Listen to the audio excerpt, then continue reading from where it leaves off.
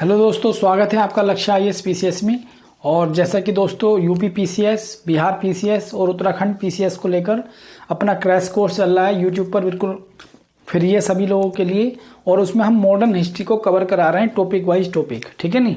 तो उसी क्रम में आपके पास आज का जो मॉडर्न हिस्ट्री का टॉपिक है वो है आपके पास भारत से धन की निकासी, यानी कि आपके पास ड्रेन थ्योरी, मतलब drain of wealth from India, यानी कि भारत से ब्रिटिश टाइम पर भारत से जो धन की निकासी हुई और सोने की चिड़िया कहलाने वाला देश भारत, जो एक पिछड़ा हुआ और आपके पास दरिद्र देश के रूप में आया। आपके पास जब आज़ाद हुआ भारत, उस समय भारत में गरीबी, भुखमरी, कुपोषण, ठीक है ना, ये सारी जो है समस्याएं विद्यमान थी। मतलब जो देश सोने की चिड़िया कहलाता था उसकी हालत ये हो गई कि वहाँ गरीबी का स्तर इतना ज़्यादा है, कुपोषण का स्तर इतना ज़्यादा है और आपके पास भुखमरी इतनी लेवल पर है, ठीक है नहीं। तो ये सारी जो चीज़ें हैं एकदम अचानक नहीं हुई, इसके पीछे हम पर अंग्रेजों ने 200 वर्षों तक शासन किया और उन्होंने भारतीय अर्थव्यवस्था को सारा चौपट कर दिया। और भारत से जो धन बाहर गया है उसके कारण ब्रिटेन में जो औद्योगिक क्रांति है उसे बल मिला और भारत में जो आपके पास दरिद्रता, गरीबी, भुखमरी, ये इस टाइप के अभिशाप मिले। तो उसी क्रम में हम देखते हैं कि भारत से जो धन को इंग्लैंड ले जाया जा रहा है ब्रिटिश टाइम पर, ब्रिटिश राज के टाइम पर, तो वो क्या है आपके पास धन की निकासी, और किस व्यक्ति ने ये पहला सिद्धांत दिया, और वो धन की निकासी का सिद्धांत क्या है, कैसे भारत को गरीब बनाया गया और कैसे भारत के आर्थिक संसाधनों को लूटा गया और कैसे भारत को एक दरिद्र देश के रूप में आपके पास मतलब दरिद्र देश बनाया गया, ठीक है नहीं, या गरीब देश बनाया गया, ठीक है। तो उसमें हम देखेंगे। तो आज का अपना टॉपिक यही है कि भारत से धन की निकासी, यानी ड्रेन वेल्थ फ्रॉम इंडिया। तो पहला हम समझेंगे इसका अर्थ क्या है। तो इसके अर्थ में अगर मैं जाऊं तो इसका अर्थ है कि धन की निकासी का मतलब होता है कि भारत से ब्रिटेन को धन गया लेकिन बदले में भारत को कोई भी लाभ, ना तो भौतिक लाभ प्राप्त हुआ, ठीक है नहीं, कोई भी लाभ भारत को नहीं मिला। यानी कि भारत से ब्रिटेन धन गया लेकिन भारत को उसका कोई भी भौतिक लाभ नहीं मिला, तो वो जो कहलाता है वो धन की निकासी कहलाता है, ठीक है नहीं। तो अर्थ की तो ये बात होगी कि हमारे देश से धन बाहर जाना लेकिन वापसी में हमें कोई भी भौतिक लाभ ना मिलना, ठीक है। उसके बाद देखेंगे कि प्रतिपादक कौन थे। तो धन की निकासी का जो सिद्धांत है वो सर्वप्रथम 1867 ईस्वी में दादा भाई नौरोजी, जिन्हें भारत में grand old man of India बोला जाता है, ठीक है नहीं। तो दादा भाई नौरोजी ने 1867 में सर्वप्रथम धन की निकासी का सिद्धांत दिया और उनका लेख इंग्लैंड डेब्ट टू इंडिया, ये उस लेख में धन की निकासी के सिद्धांत को बताया गया, ठीक है। और भी लेख हैं आपके पास जिसमें धन की निकासी सिद्धांत को बताया है। Poverty and un British rule in India, यानी गरीबी और अन ब्रिटिश रूल, मतलब अन ब्रिटिश का मतलब जैसा कि इंग्लैंड में रूल्स था अंग्रेजों का, उससे बिल्कुल उलट भारत में। इंग्लैंड में आपके पास लोकतांत्रिक अधिकार थे, नागरिकों को मिले हुए, वहां पर डेवलपमेंट था, लेकिन भारत में उस जैसा कुछ भी नहीं था, जबकि शासक दोनों जगह एक ही थे, ठीक है नहीं। तो इन्होंने आपके पास दादा भाई नौरोजी ने अन पॉवर्टी, यानी भारत में जो गरीबी है, and un British rule of India and un British rule in India, यानी कि भारत में जो है अन ब्रिटिश रूल है जबकि इंग्लैंड में ब्रिटिश रूल है, वहां नागरिकों को अधिकार है, डेवलपमेंट है। भारत में गरीबी है और अन ब्रिटिश रूल है।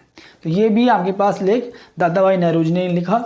और एक आपके पास है the wants and means of India, इस लेख में भी आपके पास धन की निकासी सिद्धांत की चर्चा की गई, ठीक है।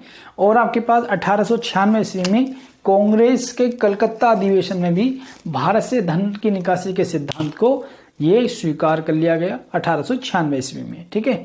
और 1905 में धन की निकासी के संदर्भ में इविल्स ऑफ ऑल इविल्स इसे बोला गया, यानी भारत से जो धन की निकासी 1905 में इविल्स ऑफ ऑल इविल्स, यानी कि आपके पास अनिष्टों का अनिष्ट, अनिष्टों का अनिष्ट, ठीक है नहीं, अनिष्टों का अनिष्ट इसे बोला गया धन की निकासी सिद्धांत को, यानी कि जो भी बुरा से बुरा हो सकता है वो भारत के लिए धन की निकासी था, ठीक है। अन्य प्रतिपादक की मैं बात करूं तो अन्य प्रतिपादक में जो फेमस नाम है जिन्होंने धन की निकासी सिद्धांत को बताया, गोपाल कृष्ण गोखले, ये एक आपके पास नरम दल के नेता थे भारतीय राष्ट्रीय कांग्रेस के, और एक रमेश चंद्र दत्त जो एक अर्थशास्त्री थे, और इनकी जो मतलब बुक थी या लेख था इनका, इकोनॉमिक हिस्ट्री ऑफ इंडिया, ये इनकी बुक थी, ठीक है नहीं, और इस नाम से लेख भी लिखा था इन्होंने। तो the economic history of India, Ramesh Chandra Dutt, इन्होंने भी आपके पास धन की निकासी सिद्धांत को बड़े अच्छे से समझाया। अब बात आती है कि भारत से धन बाहर गया तो उसके स्रोत क्या थे, किस रूप में वो गया, स्वरूप क्या था भारत से धन बाहर जाने का। तो भारत से धन बाहर जाने का पहले तो सरकार की खरीद नीति, यानी कि सरकार जो है इंग्लैंड से सामान खरीदती थी और उसके जितना सामान का प्राइस होता था उससे ज़्यादा आपके पास प्राइस दिया जाता था। जैसे आप आज भी देखते हो कि काले धन को अगर खपाना होता है तो जो बड़े लोग हैं, पैसे वाले लोग हैं, वो फर्जी कंपनी खोलते हैं और फिर उसके बाद उससे कागजों में ही सामान खरीदते हैं और उस सामान का आपके पास मूल्य ज़्यादा चुकाते हैं। तो उससे क्या होता है, ज़्यादा धन ट्रांसफर हो जाता है। तो इंग्लैंड की खरीद नीति भी जो है वो इंग्लैंड के ही पक्ष में थी, इंग्लैंड को ही भारत से धन पहुँचाने की एक प्रक्रिया थी। उसके बाद कंपनी के जो भी अधिकारी थे उनके वेतन भत्ते और पेंशन, कंपनी के जो भी अधिकारी काम कर रहे थे उनके वेतन भत्ते, पेंशन, ये सारी चीजें जो है उस रूप में भी भारत से धन इंग्लैंड को जा रहा था, ठीक है नहीं। मान लो जैसे सऊदी अरब में हमारे यहाँ के लोग काम कर रहे हैं तो उन्हें जो सैलरी मिलती है वो अपने घर वालों को भी देते हैं कि नहीं देते, तो वहां से आपके पास उनकी जो करेंसी है वो हमारे यहाँ आती है डॉलर के रूप में। तो इसी टाइप से भारत में जो अंग्रेज अधिकारी और जो वर्कर काम कर रहे थे उनके वेतन भत्ते भी सब भारत के धन से ही दिए जाते थे। और रेलवे हैं, सार्वजनिक ऋण है, उन पर ब्याज।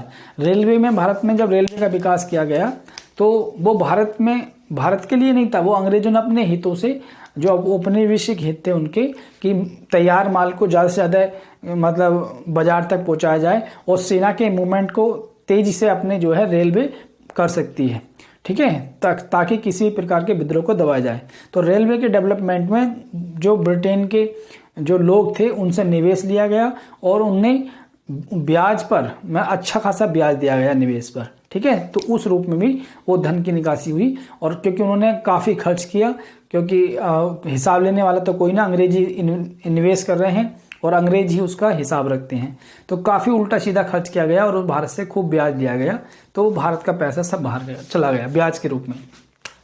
उसके बाद व्यापार उद्योग, बागानों में लगाई गई पूंजी। अब अंग्रेज जो ब्रिटिश व्यापारी हैं वो भारत में व्यापार उद्योगों में पैसा लगा रहे हैं और बागानों में पूंजी लगा रहे हैं और भारत से जो है ज़्यादा से ज़्यादा पैसा कमा के बाहर ले जा रहे हैं। इसके बदले भारत वालों को कुछ नहीं मिल रहा, केवल आपके पास गरीबी, भुखमरी, इसके अलावा और कुछ भी नहीं, ठीक है नहीं। भारत में जो भारत सचिव था, जो भारत में आपके पास प्रशासन के लिए जिम्मेदार था, भारतीय सचिव, और उसकी जो परिषद थी जो इंग्लैंड में मतलब भारत सचिव इंग्लैंड में बैठता था, मतलब बैठता इंग्लैंड में था और उसकी परिषद और वो भारत का प्रशासन चला रहे होते हैं, लेकिन उसे जो वेतन भत्ता था वो भारतीय पैसे से दिया जाता था और बदले में भारत को उसका कुछ लाभ मिलता नहीं था, ठीक है।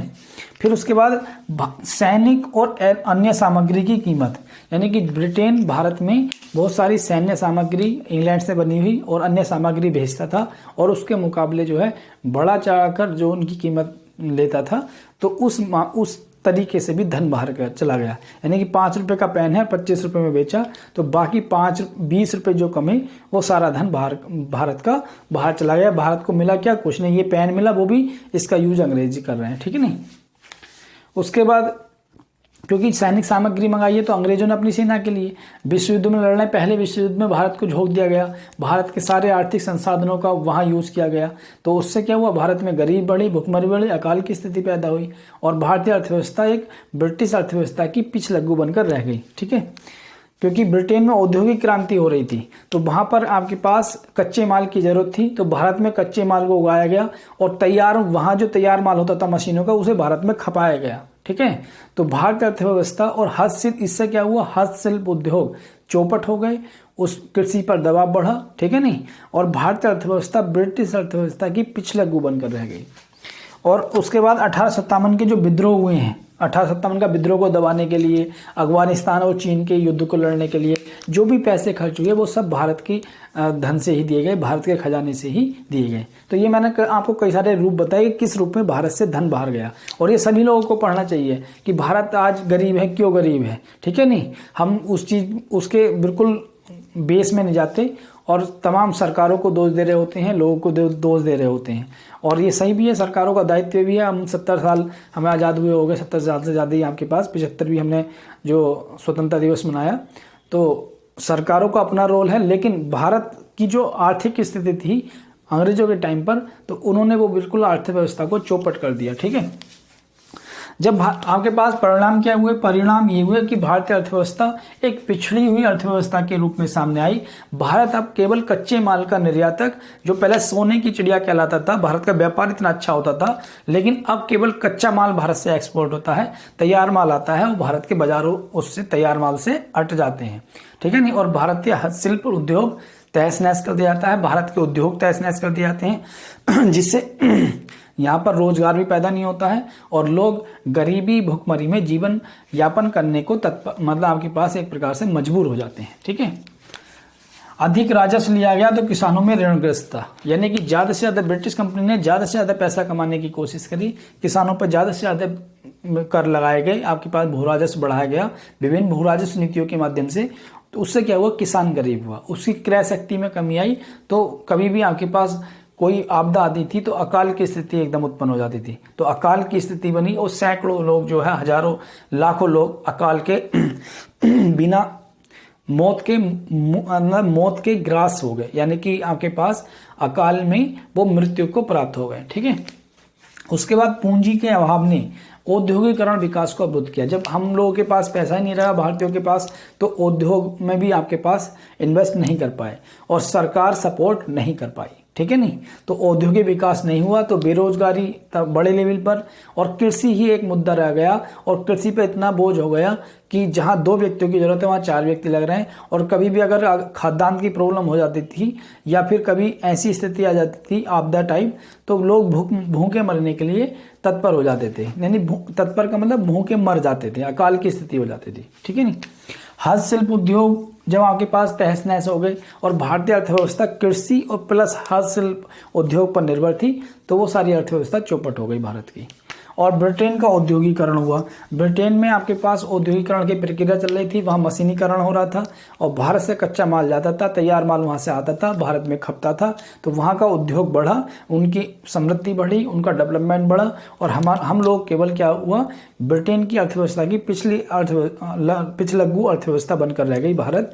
और भारत के लोग जहाँ गरीबी भुखमरी ये इस टाइप की सामाजिक समस्याओं का सामना कर रहे होते हैं, वहीं ब्रिटेन जो है आर्थिक मतलब आपके पास औद्योगिकरण के बल पर एक जो है आर्थिक ताकत के रूप में उभर रहा होता है। तो ठीक है दोस्तों, फिर मैंने आपको ये समझाया भारत से धन की निकासी। 2 पॉइंट और हैं कि भारत से जो धन की निकासी है उसका विरोध करने वाली पत्रिका कौन थी, अमृत बाजार पत्रिका, ये भी आपके पास। और एक कोट है कि भारत बंगाल में खुला और बेसन लूट का काल, ये कोट किसने बोला, ये बात किसने बोली थी, ये आपके पास पर्सिवल स्पीयर ने, ये आपको याद रखना है, पर्सिवल स्पीयर। तो पर्सिवल स्पीयर ने ये बात बोली थी कि बंगाल में खुला और बेशर्म लूट का जो आपके पास काल चला, ब्रिटिश काल, तो ये पर्सिवल स्पीयर ने बात बोली थी।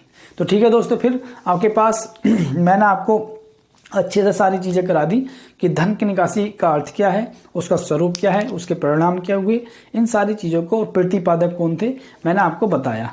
तो अगर दोस्तों आपको मेरे प्रयास अच्छे लग रहे हैं, आपको लग रहा है कि आपके ज्ञान में वृद्धि हो रही है, तो आप चैनल को सब्सक्राइब करें और ज़्यादा से ज़्यादा वीडियो को शेयर करें। और ये सारे क्वेश्चन, ये अपने आप में पीसीएस के क्वेश्चन है, अपने आप में आईएएस के क्वेश्चन है, अपने आप में वन डे एग्जाम के क्वेश्चन है। अगर आपके पास एक क्वेश्चन पूछ लिया कि भारत में धन की निकासी का प्रतिपादक कौन था, तो दादाभाई नौरोजी, तो 1 नंबर का बन गया। इस टाइप से क्वेश्चन आप निकालने सीखो। और मैं ये जो लिखवाता हूँ ना, ये अपने आप में क्वेश्चन होते हैं, ठीक है नहीं, कि निम्न में से कौन भारत में धन की निकासी का परिणाम था, तो परिणाम बोल देगा कि क्रय शक्ति में कमी आई लोगों की, ठीक है, या फिर अकाल की बारंबारता बढ़ी, इस टाइप से बोल देगा। तो एक बार आप टॉपिक को अच्छे से पढ़ लो, तो जितने भी क्वेश्चन यहाँ से आपके पास 1 लाइनर वाले निकलेंगे, आप निकल जाओ, मतलब कर लोगे उन्हें। देखो, अगर आप 1 लाइनर क्वेश्चन की तैयारी करते हो ना, तो आप केवल एक क्वेश्चन की तैयारी करते हो। अगर आप टॉपिक की तैयारी करते हो तो आप सारे टॉपिक को कवर कर लेते हो। वहां से चाहे कोई सा भी क्वेश्चन बन के आ जाए वो कर लोगे। तो मेरा मकसद केवल आपको एक लाइन के क्वेश्चन की तैयारी कराना नहीं है, मेरा मकसद आपको ऐसी नॉलेज देना है कि आप उस नॉलेज को लेकर किसी प्रकार का क्वेश्चन कर सको। तो ठीक है दोस्तों, चैनल को सब्सक्राइब करें और वीडियो को ज़्यादा से ज़्यादा लाइक और शेयर करें ताकि सब लोगों तक ये चीज़ें पहुँचें। और ये यूट्यूब पर फ्री है, बिल्कुल कोई पैसा इनका नहीं है आपके पास, बस आपकी तैयारी, आपकी सफलता में मैं कैसे योगदान दे सकता हूँ उसी विचार को आधार बनाकर ये चीज़ें की जा रही हैं। ठीक है, फिर मिलते हैं आपके पास नए टॉपिक के साथ अगली क्लास में मॉडर्न हिस्ट्री की। ठीक है, नहीं मैं टॉपिक वाइज कवर करा रहा हूँ। ठीक, अब पढ़ेंगे हम अगली जो आएगा टॉपिक 1857 का स्वतंत्रता संघर्ष, उसे पढ़ेंगे। ठीक है, मिलते हैं फिर अगली क्लास में।